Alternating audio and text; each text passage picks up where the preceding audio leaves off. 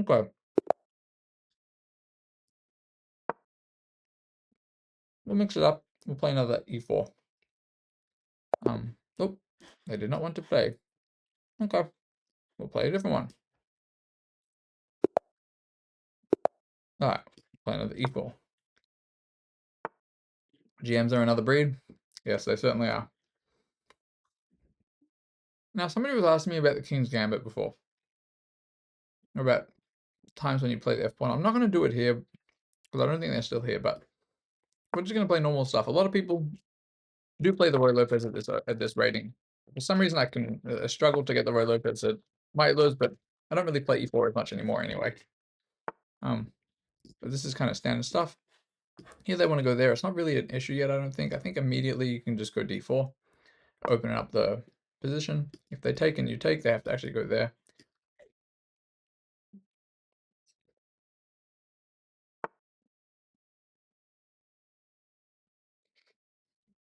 I would queen better anyway.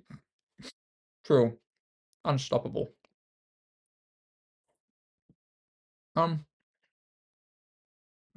So I can go here, and then after a6, I believe you're actually supposed to take with the bishop, I think, actually. After bishop takes. I think that's actually the line. I don't want to overdo it with theory and prep and all that. Isn't King's Gambit supposed to be bad with prep? I'm not sure, Ale. I think it depends. There's so many aggressive lines, and maybe if we're talking about like the strong player ratings, but I play some serious nice attacks when I've gotten a lot of King's Gambits, but it depends. It can go really badly for you, and it can also go really well for you. Right. So everything is a little bit tricky here. I think if I was 500, I would recommend myself, or if what I'm trying to recommend is try to clarify the position a little bit. So I could just take immediately. I could push. A lot of people might think that pushing wins a piece, but it actually doesn't. Because yes, they still have a6.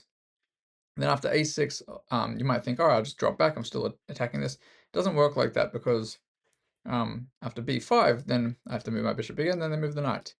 However, I do think it is still correct probably to go d5, after a6, take on c6. When they take back, I take again, and then I have this annoying pawn for them sometimes for them to deal with here, which they can maybe then later on collect with knight d7. I don't remember if it's this line or a different line.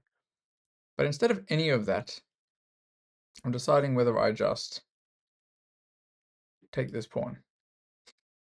Because they can't take back this way, and I think I will actually simplify here. I don't want to have to overcalculate things, even if I think there's a better move, because I'm just recommending for players at this rating range, just don't blunder.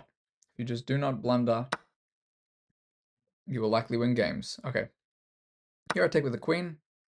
I kind of thought he might take. I don't think he should have taken. It might be best for him, but I don't think he should have. And simply, I'm threatening to win some stuff in a second. So normally I would recommend castling. However, there is one trick here, which I might go for. Only because it's very likely to happen. And that is queen c3. Why is queen c3 a good trick attempt? Because I think at this rating range, people are not going to see the follow-up if they try to pin my queen to my king. So I will do this one time for the shenanigans. They may think, uh-oh, SpaghettiOs, knight is protecting, I'm going to win the queen. That is unfortunately not the case because I would take this first, and then after bishop b4 is there, I get to take the bishop. So here I do have to be careful, of course, and I will have to simply take this. Then after b takes c6, queen takes c6. If they block with the queen, I will not trade the queens, I'll take a free rook. If they move the king, that's a whole different problem for them. Question, maybe I take this one first. That's what I gotta ask myself here. Queen e5, queen e7, queen c7, they can take on e4. I don't want to give them anything. I'm up a pawn finally from this whole shenanigans. I may as well take my nice position, develop my pieces now, try to get a check.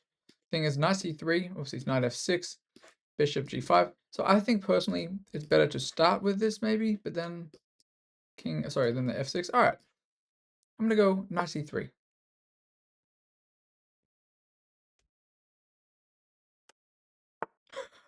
Sorry, I didn't see what he said. That is funny. All right, we're gonna set up another little trick. Bishop g5.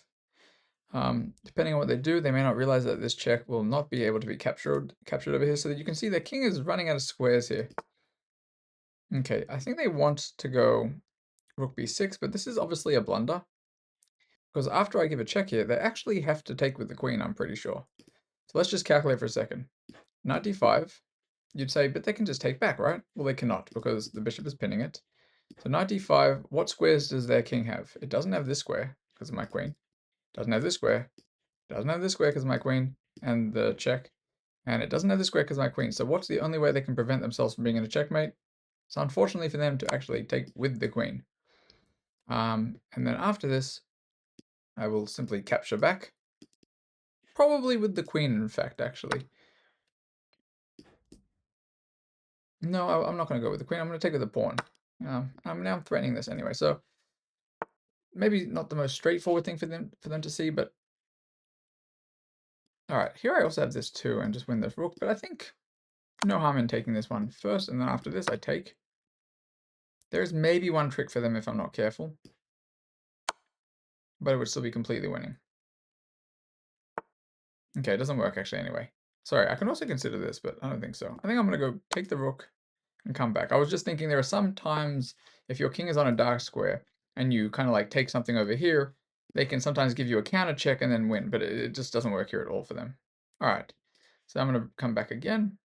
Now I'm simply going to push this pawn and threaten a checkmate. Good morning, Pabinator. So we're just going to push this guy.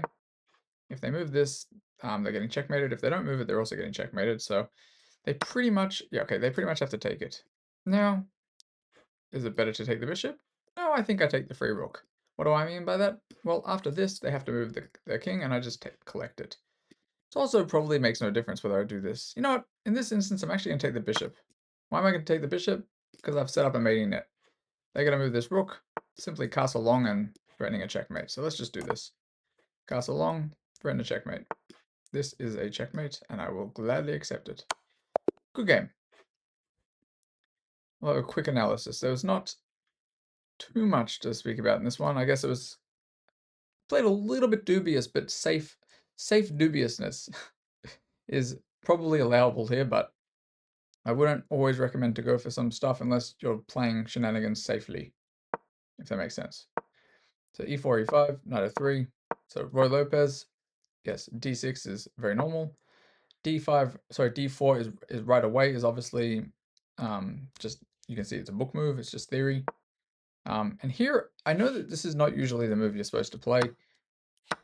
To be honest, I could have and probably should have just continued developing my pieces, but I figured I'd just go for this because I think it's much better at people at this rating range if you don't know the theory, and if somebody starts playing something weird, just to remove some of the tension on the board. You get rid of some of the tension, and then less to think about. There's no horrible threats here. Yes, here queen f3. You know, this threat was basically, for anybody who didn't notice what I was saying, if they think, oh no, I'm losing my queen because I take and then they take back. Well, first of all, I can actually just take, which I totally forgot about. I could take it straight away because this guy's pinned. But the idea that I originally had was if they decided to go bishop b4, I would have just taken this with check. So they can't take. After they capture back, I just take. So either way, the whole thing was a little bit cooked.